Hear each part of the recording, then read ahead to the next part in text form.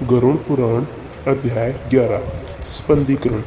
जब मनुष्य मरने के बाद एक वर्ष की महापथ की यात्रा करता है तो वह पुत्र पौत्र आदि के द्वारा स्पंदीकरण हो जाने पर पितृलोक में चला जाता है। वर्ष के अंत में पितृपिंडों के साथ प्रेत पिंड का मिलन हो जाने से वह प्रेत परम गति को प्राप्त करता है।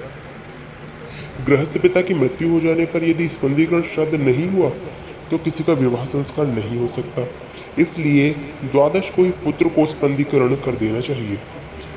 यह करने के बाद भी 12 महीने तक पोडश श्राद्ध नियम अनुसार करना चाहिए।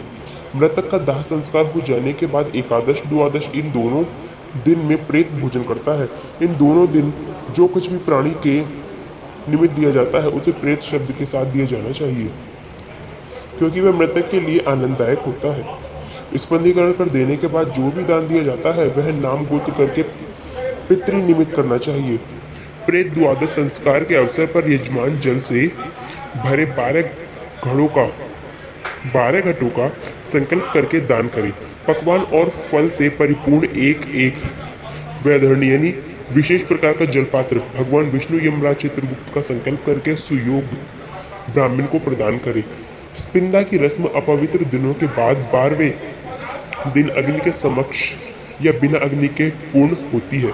विधि: नहा धोकर मृत्यु वाले स्थान को गोबर से पोतकर स्थापित देवी देवताओं की मूर्ति के चरण धोकर पितरों को लाई अर्पण करके पुत्र अंशमन से थोड़ा जल ग्रहण करें। 3 लाई के दाने वासुदेव रुद्र और अर्का को अपने दादा और उनसे पूर्वज के रूप में और फिर मृतक को अर्पण करें। सभी की संदन चटनी, तुलसी पत्ते, धूप, सुगंधित वस्तुएं, उपहार आदि से पूजा करें। मृतक को दी हुई श्रद्धांजलि को एक सोने की सलाख से 3 भागों में बांटकर एक भाग दूसरे में अच्छी तरह प्रकार से मिला ले। माता श्री का स्पिंदा दादाओं के साथ और पिता का स्पिंदा दादाओं के साथ करना चाहिए। यदि पिता की मृत्यु दादा के जीवित रहते हुए ही हुई है तो 3 लाई के दाने परदादा और उनके पूर्वजों को श्रद्धांजलि देनी चाहिए। पत्नी की मृत्यु पर यदि पुत्र ना हो तो पति को अपनी सास और संबंधियों के साथ रस्म करनी चाहिए।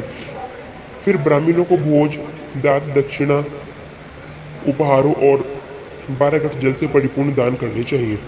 धारण किए वस्त्रों का त्याग करके एक शैया दान करें। शैया बहुत मूल्यवान सभी सुख प्रदान करने वाले साधनों से युक्त छाता, चांदी के लैंप, इस भगवान नारायण और लक्ष्मी जी मूर्ति, कपड़ों, गहनों से सुसज्जित गदा, हाथी आदि होने चाहिए। स्त्रियों की रस्म में लाल कपड़ा, जेवर के साथ अन्य सामग्री होनी चाहिए। फिर एक ब्राह्मण को उसकी पत्नी के साथ शैया पर नारायण लक्ष्मी की मूर्ति के सामने बिठाकर उत्तर दिशा को मुख करके लक्ष्मी नारायण जी को फूल माला पहनाकर पूजा करके यह उच्चारण करे: हे नाथ, जिस प्रकार आपकी शैया दूध का सागर है, यह शैया भी उसी प्रकार मेरे अगले जन्मों में सुखदायी हो।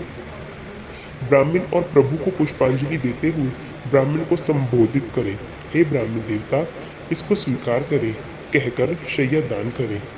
उस शैया पर विराजमान सभी को 3 बार झूला दे। शैया के चारों ओर चक्कर काटकर सबसे विदाई ले।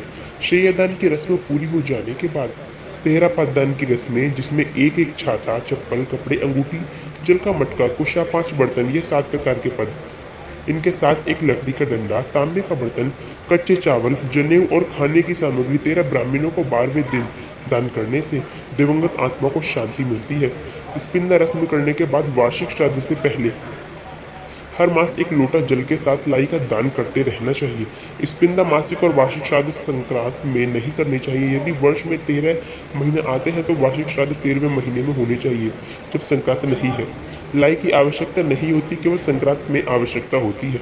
वार्षिक श्राद्ध के उपरांत सदा ही 3 श्रद्धांजलि देनी चाहिए। एक श्रद्धांजलि पूर्वजों के लिए घातक होती है। गया में श्राद्ध पूर्वजों के लिए मुक्तिदायक होती है। मनुष्य को प्रयत्नशील होने चाहिए कि वह अपनी ओर से पूर्वजों की भलाई हर प्रकार से करे। इससे वह इस लोक में ही नहीं परलोकों में भी आनंदित रहेगा। अगर आपको गरुड़ पुराण की ये कथा अच्छी लगी हो तो हमारे चैनल को सब्सक्राइब करें।